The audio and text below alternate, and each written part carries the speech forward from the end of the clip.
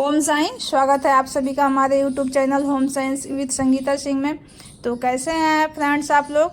तो आज मैं फिर से हाजिर हूँ बहुत ही यूजफुल टिप्स लेके जो हमारे किचन और घर के काम को आसान बनाए। छोटी छोटी ऐसी कुछ समस्या आ जाती है जिससे हमारा काम उलझ जाता है, जिसे हम इस टिप्स के थ्रू आराम से सुलझा सकते हैं।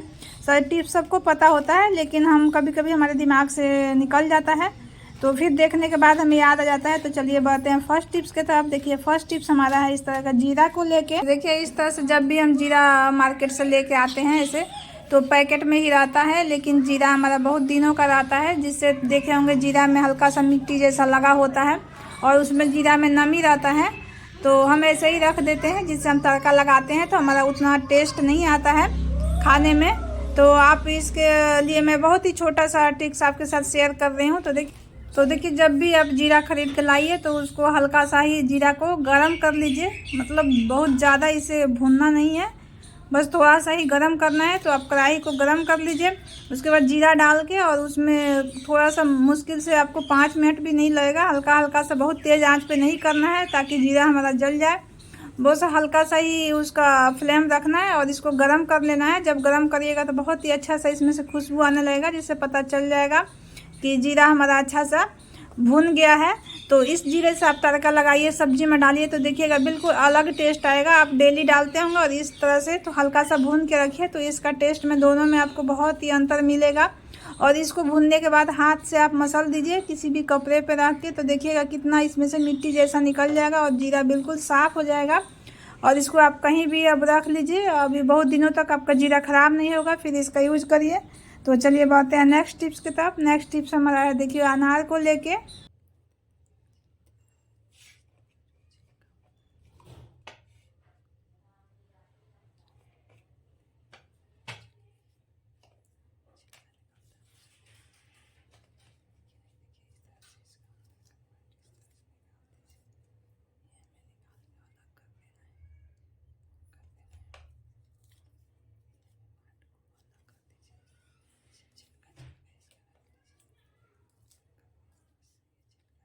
जब छिलका सूख जाएगा तो आप एक दिन धूप में इसे सुखा लीजिए और इसका पाउडर बना के रख लीजिए। आप ऐसे छिलका को बिना पाउडर बनाए ऐसे सुखा के रखे हुए सूखे छिलके को आप जब भी छोला उबाले तो 1-2 पीस इसमें डाल दें, तो छोला का कलर बहुत अच्छा सा आ जाता है, थोड़ा सा ब्लैक हो जाता है। तो ये भी आप यूज कर सकते हैं और इसका पाउडर बना के आप रख लीजिए। और जब भी आप मेहंदी अपना लगाइए बालों में, या तो आप पाउडर मेहंदी लगाइए या कोई भी मेहंदी आप लगाइए पत्ते वाली, तो उसमें इस पाउडर को मिक्स कर दीजिए।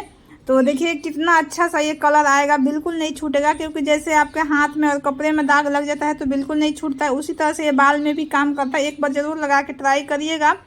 तो चलिए बढ़ते हैं नेक्स्ट टिप्स की तरफ। नेक्स्ट टिप्स हमारा है देखिए इस तरह का कंघी को लेके। तो देखिए हम जब भी कहीं जाते हैं तो कभी कभी हम कंघी भूल जाते हैं, या कहीं सफ़र में या शादी या पार्टी में जाते हैं तो एक कंघी से बहुत सारे लोग यूज करते हैं। तो हम इस तरह से इसका भी बहुत ही छोटा सा टिप्स मैं आपके साथ शेयर कर रही हूँ। तो देखिए इस तरह का पॉलीथीन जो होता है उसे आप इस तरह से काट के अपने पर्स में इस तरह से 4-5 अपने कंघी के साइज़ का छोटा बड़ा सब तरह का रख लीजिए। और जब भी आपको ऐसा कहीं समस्या नज़र आए तो आप एक पॉलीथीन निकालिएगा और इस तरह से आप देखिए हर साइज़ का आप रख लीजिएगा काट के, ताकि कोई भी साइज़ का कंघी आपको मिले तो इस तरह से आपको दिक्कत नहीं आएगा। तो देखिए जब भी आपको यूज करना होगा तो आपको कोई प्रॉब्लम नहीं होगा। तो कंघी आप नहीं भी लेके जाएंगे, दूसरे का भी कंघी यूज करना होगा, तो आप इस तरह से एक पॉलीथीन निकालिए अपने पर्स से और इस तरह से कंघी में फंसा दीजिए। और आप आराम से इस तरह से देखिए इस तरह से रख के दबाएंगे तो बहुत अच्छे से कंघी में सेट हो जाएगा। फिर हम इस कंघी से कम करेंगे तो हमको कोई टेंशन नहीं रहेगा कि हम दूसरे के कंघी से कर रहे हैं तो हमारे बालों में कोई किसी भी तरह का प्रॉब्लम हो जाएगा। तो इस तरह से देखिए दूसरे के कंघी हमें नहीं यूज करना चाहिए। बहुत सारे ऐसे जो इन्फेक्शन होता है इधर से उधर फैल जाता है बालों में, तो आप आराम से इस तरह से पॉलीथीन लगा के आप किसी का भी कंघी यूज कर सकते हैं।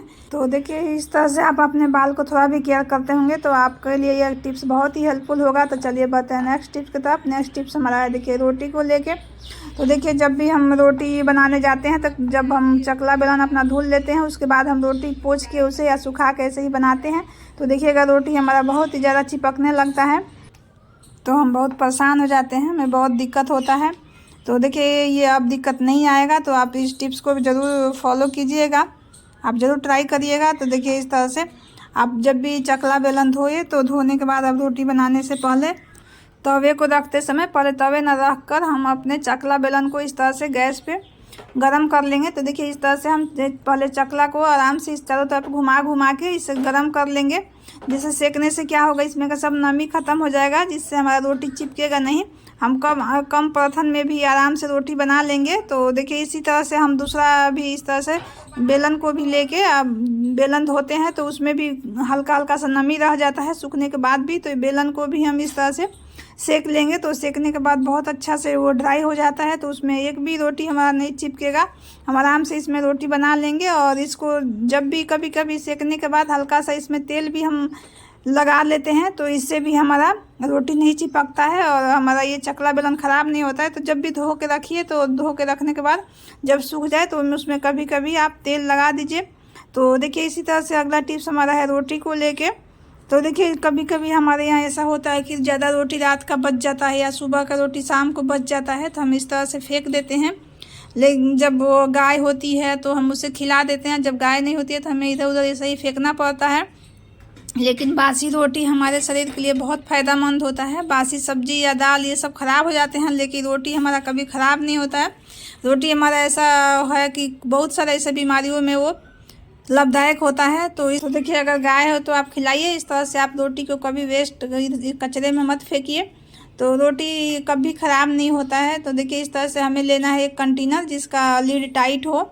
तो आप इस तरह से आप कोई भी कंटेनर ले लीजिए स्टील का, प्लास्टिक में कभी मत यूज़ करिएगा इसको। प्लास्टिक में कभी खाना गर्म खाने के साथ नहीं यूज करना चाहिए। तो देखिए इस तरह से हमें रोटी को रख के और उसका लीड लगा देना है और एक कुकर में थोड़ा सा पानी डालना है और डाल के इस तरह से आप 5 मिनट इस तरह से गैस पे रख दीजिए और इसका ढक्कन लगा दीजिए कुकर का। कुकर के ढक्कन लगा के आप 2 से 5 मिनट छोड़िएगा। उसके बाद इसको बहुत ज़्यादा तेज़ फ्लेम पे भी नहीं रखना है, आप मीडियम फ्लेम पे ही रख दीजिए। तो देखिएगा बहुत कम देर में ही इतना अच्छा और इतना सॉफ्ट मुलायम रोटी बन जाएगा कि इसे कोई भी आराम से खा जाएगा। तो इस तरह से रोटी को बासी समझ के कभी मत फेंकिए आप। तो इस तरह से आप दोबारा रोटी को इस तरह से गर्म करके बहुत ही आसानी से इसको सॉफ्ट बना सकते हैं आप और इसे आराम से खा सकते हैं। तो ये कंटेनर हमारा गर्म हो चुका है, तो इसे हम किसी कपड़े के सहारे निकाल लेंगे क्योंकि ये कुकर में काफ़ी गर्म हो गया है। तो अब मैं इसे खोल के दिखाती हूँ कितना अच्छा सा ये रोटी हमारा सॉफ्ट और मुलायम हो गया। अब इसे कोई भी खा सकता है, ये बिल्कुल अब ख़राब नहीं होगा। डायरेक्ट हमें रोटी को ऐसे तावे पे नहीं गरम करना चाहिए या डायरेक्ट गैस पे नहीं गरम करना चाहिए। इस तरह से आप गरम करके खाइए तो बिल्कुल ये नुकसानदायक नहीं है। तो इस कौन सा टिप्स इसमें आपको सबसे पसंद आया आप ज़रूर बताइएगा कमेंट बॉक्स में। तो आज के लिए बस इतना ही, मिलते हैं अगले वीडियो में। तो वीडियो देखने के लिए तहे दिल से धन्यवाद।